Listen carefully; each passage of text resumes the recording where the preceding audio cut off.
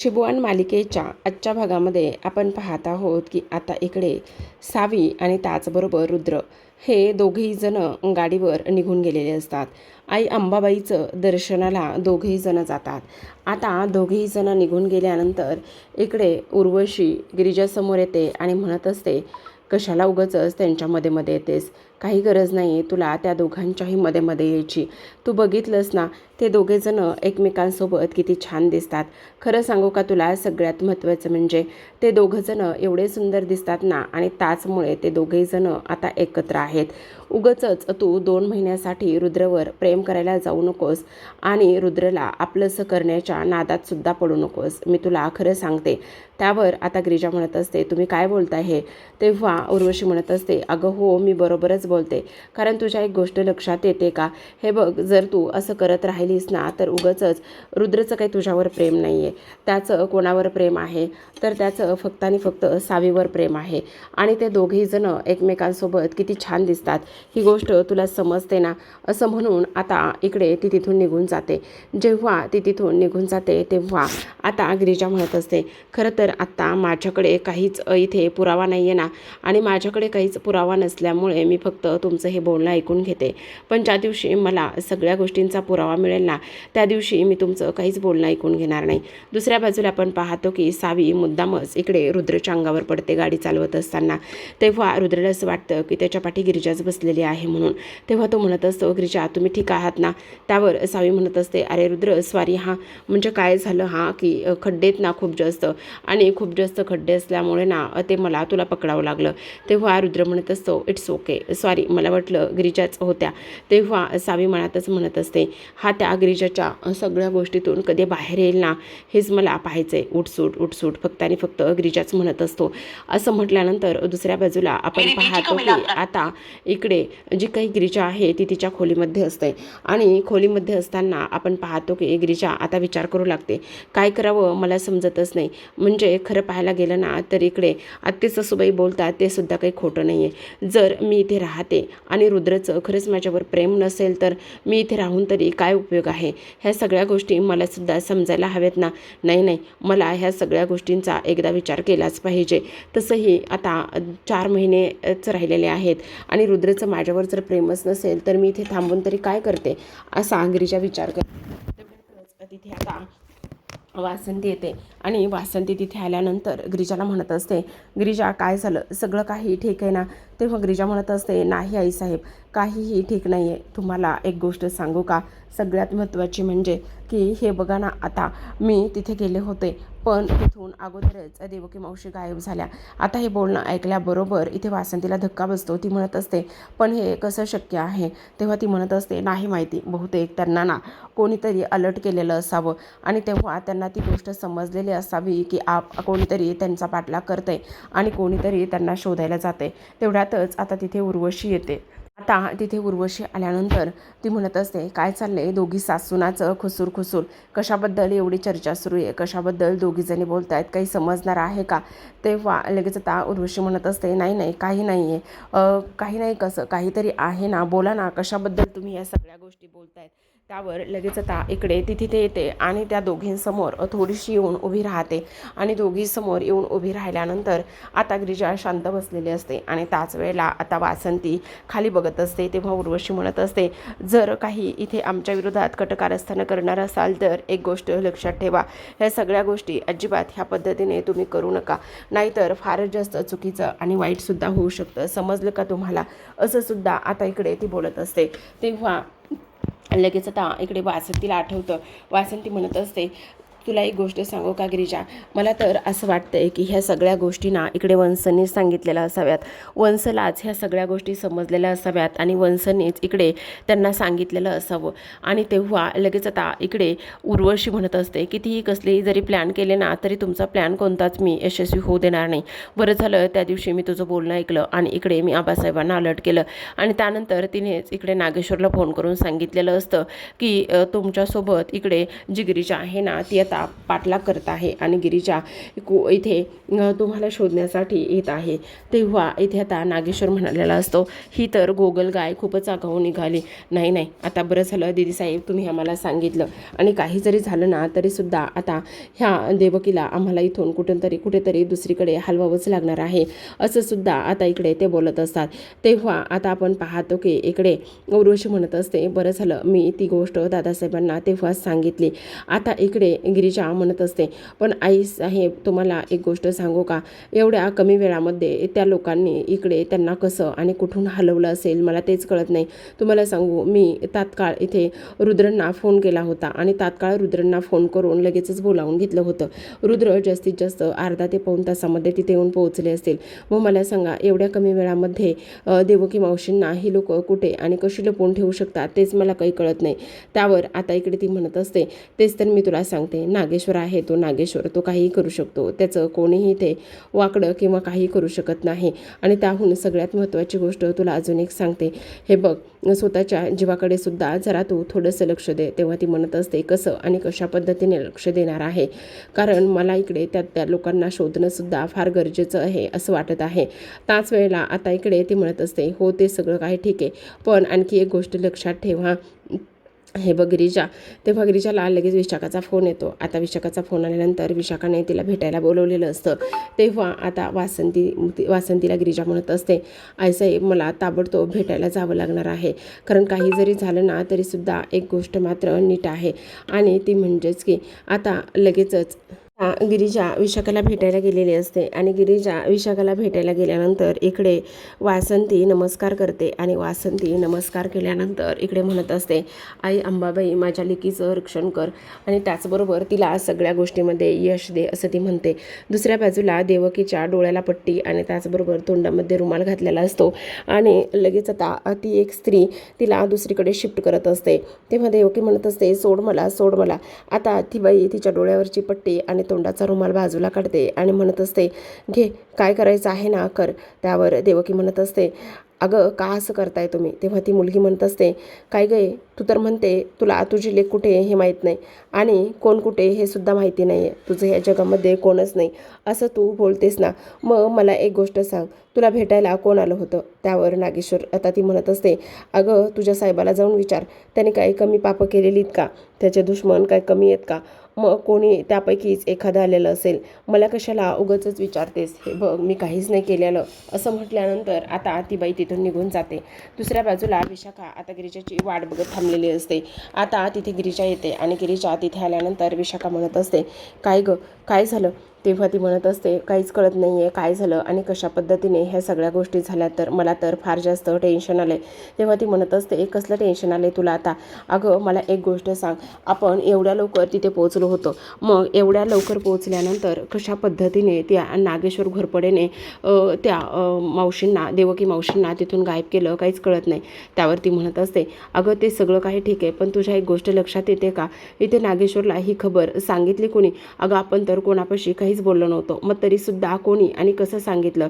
त्यावर लगेच आता आपण इकडे पाहतो की जी काही गिरीजा आहे ती म्हणत असते, अगं तुला एक गोष्ट सांगू का, हे सगळं कोणी सांगितलंय असं विचारल्याबरोबर ती म्हणत असते, तुला माहिती नाही आहे, हे सगळं फक्त आणि फक्त आत्या सासूबाईंचं काम आहे.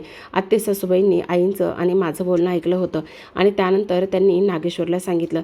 पण मला असं वाटतंय की हे बघ ना विशाखा, त्यांनी एवढ्या कमी वेळामध्ये त्या मावशींना फार लांब काही ठेवलेलं नसेल, बहुतेक तिथेच त्या कुठेतरी असतील आणि तिथेच त्या कुठेतरी असल्यामुळे आपण त्यांना तिथे शोधलं पाहिजे. तेव्हा विशाखा म्हणत असते, मग एक काम करूया, आत्ता आपण तिथेच जाऊन शोधूया पुन्हा एकदा, तिथेच असतील ग त्या कुठेतरी. त्यावर गिरीजा आता म्हणत असते, नाही ग, आता आपल्याला लगेच तिथे गेलं तर नागेश्वरची ती लोक तिथेच असतील तग धरून, मग आपल्याला लगेच तिथे नाही जाता येणार. असं म्हटल्याबरोबर आपण पाहतो की आता मग विशाखा म्हणत असते, मग आपण रुद्रला घेऊया बोलून, रुद्रला तर कोणी काही बोलणार नाही ना. तेव्हा गिरीजा म्हणत असते, नको, आपल्याबरोबर उगाच रुद्रांना सुद्धा अडचणी टाकायला नको. अगं बघ कसं जाणार आहोत आपण, जायला तर पाहिजे ना. असं म्हटल्यानंतर गिरिजा म्हणत असते, ऐक ना, ते सगळं काही ठीक आहे, पण मला असं का वाटतंय की आता जो काही आपला हा आहे ना, म्हणजे कुशल आहे ना, कुशलकडून आता काहीतरी माहिती वगैरे मिळू शकते.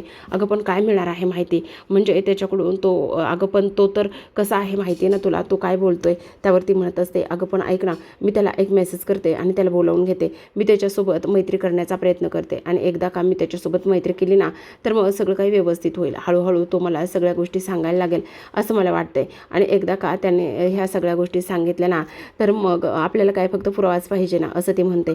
पण तू तुला सांगणार आहे का? सांगेल ना, मग मी गुपचुपच त्याचा मोबाईल घेईल आणि त्याला विचारेल असं ती म्हणत असते. बघ बाई, मला तर खूप टेन्शन येतं ह्या सगळ्या गोष्टीचं, असं विशाखा म्हणते. तर आता इकडे रुद्र आणि त्याचबरोबर सावी हे दोघेजण घरी आलेले असतात. रुद्र आणि सावी दोघेजण घरी आल्यानंतर सावीचा मूड थोडासा पडलेला असतो आणि तेव्हा आता इकडे ती म्हणत असते, का गं काय झाले, असं तोंड का पडले, एवढी रुद्रसोबत फिरून आलीस ना तरीसुद्धा. तेव्हा ती म्हणत असते, रुद्रसोबत फिरायला गेली होती खरी, पण रुद्रचं सतत लक्ष फक्त गिरिजाकडेच होतं. सतत तो गिरिजाच म्हणत होता. असं म्हटल्यानंतर आता ती म्हणत असते, बरं असू दे ना, किती दिवसाची पाहुणी आहे ती, तुला ह्या सगळ्या गोष्टी विचार करण्याची काहीच गरज नाही, मी बघते काय ते. असं म्हणून आता ती रुद्रशी बोलायला जाते.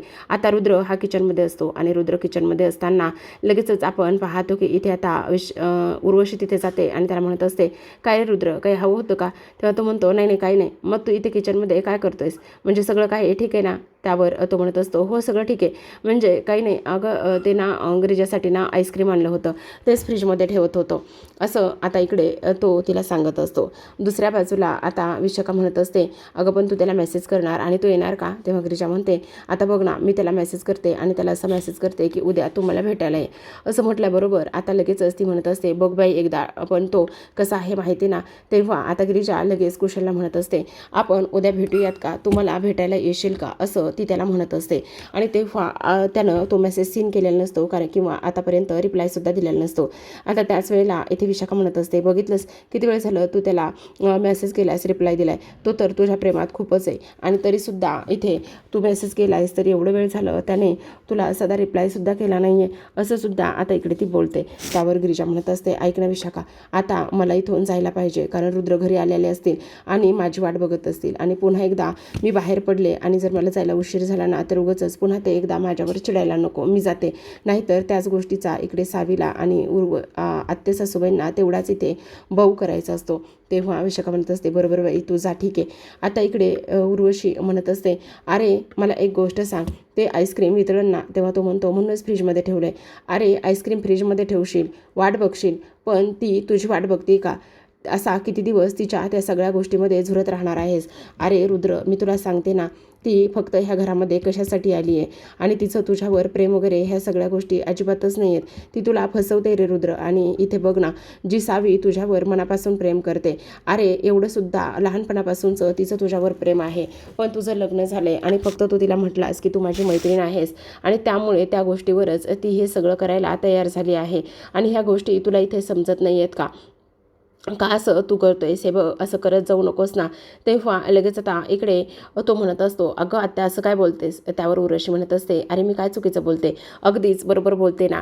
हे बघ, तू पळतेच्या मागे लागू नकोस, आणि मृगजळासारखं किती दिवस तू असं जगत राहणार आहेस? ती सावी बघ ना, अजून तुझ्यावर किती प्रेम करते, तिचं तुझ्यावर प्रेम आहे, आणि तरीसुद्धा तू त्या गिरिजेच्या पाठी लागलेला आहेस. असं काय आहे त्या गिरिजामध्ये? असं आता इकडे उर्वशी मुद्दामच रुद्रेचे कान भरत असते आणि गिरिजाविषयी त्याला भडकवत असते. ती म्हणत असते, बघ ना, आतासुद्धा ती घरात नाही आहे, घरातून बाहेर गेली, पण ती तुला सांगून गेली का नाही गेली? फक्त त्या सासूसुनांचं काय चाललेलं असतं ना तेच माहिती नाही. फक्त ती त्या सासूला सांगते आणि ती तिचं ऐकते. मग मला सांग, तू एवढे दिवस तिच्या मागे का आणि कशासाठी लागणार आहेस? असं सुद्धा आता उर्वशी म्हणते, आणि विचार कर ह्या सगळ्या गोष्टीवर. असं म्हणून आता आग लावून तर तिथून निघून गेलेली असते. आता आग लावून तिथून निघून गेल्यानंतर रुद्र मात्र विचारात हरवतो की खरंच गिरिजाचं माझ्यावर प्रेम नसेल का? आणि तसंही पाहायला गेलं तर गिरिजाने हे लग्न फक्त त्यांच्या बाबांसाठी केलं होतं, आणि मग लग्न जर त्यांच्या बाबासाठी केलं असलं तर मी तरी त्यांच्यासोबत का राहतोय?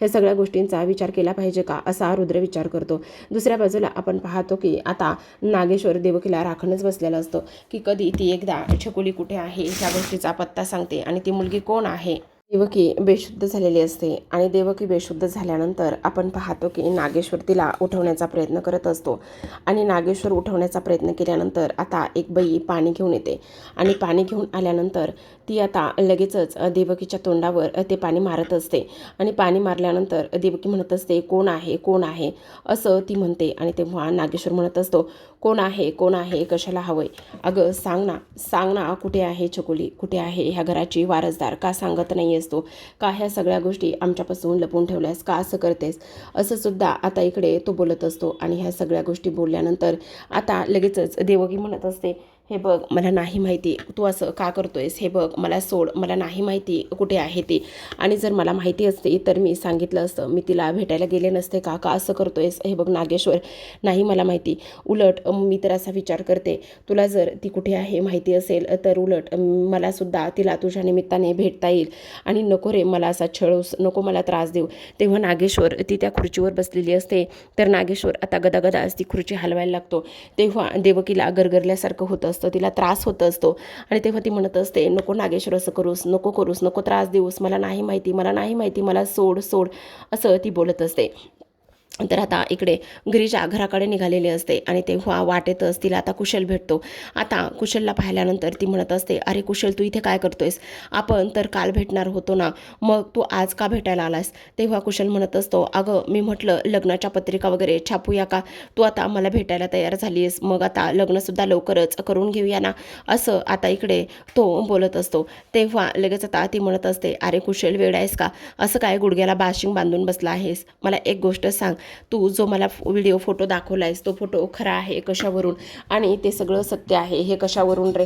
आता तो म्हणत असतो, म्हणजे तुला माझी परीक्षा घ्यायची का, तुला असं वाटतंय का की मी खोटं बोलतो. हे बघ गिरीजा, मी खोटं अजिबातच बोलत नाही, मी खरं बोलतोय. आणि तुला मी अजून एक गोष्ट सांगतो, ह्या व्हिडिओमध्ये आणि फोटोमध्ये असलेलं सगळं काही सत्य आहे, खरं आहे, असं सुद्धा आता इकडे तो बोलतो. त्याच वेळेला आता गिरीजा म्हणत असते, ते नंतरचं नंतर बघू, पण आत्ता मला घरी जायचं आहे. तेव्हा गिरीजा जायला लागते. तर आता जात असताना लगेचच गिरीजाचा तोल जातो आणि गिरीजाचा तोल गेल्यानंतर कुशल तिला सावरतो आणि सावरल्याबरोबर ती त्याच्या मिठीत असते असं म्हणून त्याला ती बाजूला करते आणि तिथून निघून जाते. आता तिथून निघून गेल्यानंतर कुशल जाणाऱ्या त्या गिरीजाकडे पाहतच असतो. दुसऱ्या बाजूला आता इकडे नागेश्वरला देवकीकडून काहीच माहिती मिळत नसते आणि त्यामुळे त्याची फार चिडचिड होत असते. आता त्याच्या मनामध्ये विचार येतो, जर देवकीला त्या छकुलीबद्दल काहीच माहिती नाही आहे तर मग काय करायचं, हे सगळं कुणाला माहिती असेल. दिदी साहेबांनी तर असं सांगितलंय की इकडे सगळं काही देवकीलाच माहिती आहे, म्हणून आता दिदीलाच फोन लावायला पाहिजे, असं म्हणून तो आता उर्वशीला कॉल करतो. आणि उर्वशीला कॉल केल्यानंतर तो म्हणत असतो, काय मग दिदी साहेब, आतापर्यंत देवकीने आम्हाला काहीच सांगितलं नाही आहे, तुम्ही खरं खरं सांगताय ना की सगळ्या गोष्टी देवकीला माहिती आहेत म्हणून. त्यावरती म्हणत असते, हो हो असं काय करताय दादासाहेब, सगळं तिलाच माहिती आहे, प्रभासने सांगितलं ना मला सगळं तिलाच माहिती म्हणून, असं म्हणून आता लगेचच इकडे तो म्हणत असतो, हे बघा दिदी साहेब, जर तुम्ही स्वतःला वाचवण्यासाठी आमच्यासोबत खोटं बोलणार असाल आणि खोटं बोलत असाल ना तर फार वाईट होईल बरं का, कारण मी इथे तुमच्यासोबत इथे मी काही गैर करणार नाही. लक्षात ठेवा, तुमचा इथे डाव कुणासोबत टाकताय, नागेश्वरसोबत टाकताय, त्यामुळे तुम्ही जरा अलर्ट राहा. त्यावर आता इकडे उर्वशी म्हणत असते, दादासाहेब असं मी का खोटं बोलेल, अहो मी खरंच सांगते, त्या देवकीला सगळं काही माहिती आहे. तेव्हा नागेश्वर भडकतो आणि म्हणत असतो, तेच तर मी तुम्हाला सांगण्याचा प्रयत्न करतोय, विचारण्याचा प्रयत्न करतोय दिदी साहेब, काही जरी झालं तरी देवकीला काहीच माहिती नाही आणि देवकी सांगत पण नाही आहे, म्हणजे तुमचा डाव तुमच्यावरच उलटणार आहे बरं का दिदी साहेब, असं तो बोलत असतो. तर आता प्रेक्षकांनो, आजच्या भागामध्ये एवढंच. उद्याचा भाग फार इंटरेस्टिंग असणार आहे, कारण उद्याच्या भागामध्ये आपण पाहतो की आता इकडे उर्वशी म्हणत असते, खरं तर आता इकडे तू तुझी तयारी कर, कारण आता लवकरच जी काही गिरिजा आणि त्याचबरोबर रुद्र ह्या दोघांचा सुद्धा आता शेवट होणार आहे त्यांच्या नात्याचा. काही जरी झालं ना तरीसुद्धा रुद्र हा गिरिजापासून वेगळा होणारच आहे आणि त्याला वेगळं करणं हे मी माझ्या हातामध्ये आहे. कसं आणि काय करणार आहेस मावशी, असं ती बोलते. तर इकडे गिरिजा आलेली असते आणि रुद्रच्या मोबाईलवर त्या दोघांचा मिठीतला फोटो असतो. तेव्हा रुद्र म्हणत असतो, गिरिजा तुम्ही कुठे गेलता. त्यावरती म्हणत असते, बाहेर विशाखला भेटायला गेले होते, तेव्हा तुम्ही माझ्यासोबत खोटं बोलताय का? तेव्हा ती म्हणत असते, नाही रुद्र, तुम्हाला असं का वाटतंय? तेव्हा रुद्र आता मोबाईलमध्ये असलेला फोटो तिला दाखवतो आणि तेव्हा गिरिजाला फारच मोठा धक्का बसतो. इकडे दुसऱ्या बाजूला आता उर्वशीचं आणि सावीचं बोलणं वासंती ऐकते आणि धावतच त्या दोघींकडे येते आणि म्हणत असते, वंस, तुमचं काय चाललंय? तुम्ही माझ्या सुनेच्या आणि लेकाच्या जीवावर का उठलेला आहात? तुम्ही माझ्या सुनेचा आणि त्याचबरोबर इथे लेकाचा संसार का बरं उद्ध्वस्त करायला लागलेला आहात? हे बघा, असं करू नका आणि ही पापं कुठे फेडणार आहात? असं सुद्धा ती बोलते. आता हे सगळं काही बोलल्यानंतर उर्वशीला फार राग येतो. उर्वशीला राग आल्यानंतर ती आता एक सनसनीत कानाखाली देत असते, ती म्हणजेच की वासंतीच्या, आणि म्हणत असते, लायकीत राहायचं, कळलं का? तू मला हे उलट प्रश्न विचारणारे आहेस तरी कोण? असं ती बोलते आणि तिच्या कानाखाली मारते. इकडे दुसऱ्या बाजूला नागेश्वर आता इकडे देवकीला राखणच असतो आणि मध्यरात्री इथे त्याला खूपच भयंकर स्वप्न पडतं आणि त्या स्वप्नामध्ये असं असतं की आता एक बाई येते आणि ती देवीचा अवतार असते आणि नागेश्वरला म्हणत असते, तुझ्या पापाचा घडा भरलाय. नागेश्वर दचकूनच उठतो, दरदर ओंग घाम फुटलेला असतो आणि तेव्हा देवकी म्हणत असते, तुझं हेच होणार आहे, तुझा अशाच पद्धतीने अंत होणार आहे. काही जरी झालं ना तरी सुद्धा इथे तुझा सत्यानाश होणार आहे. तू आमच्याकडून आमचं सुख वरबाडून घेतलंस ना, त्यामुळे तुझ्या बाबतीत सुद्धा असंच होणार आहे, असं इकडे ती बोलत असते. तर प्रेक्षकांनो, पाहत राहा नशीबवान. भेटूयात उद्याच्या भागात. तोपर्यंत धन्यवाद.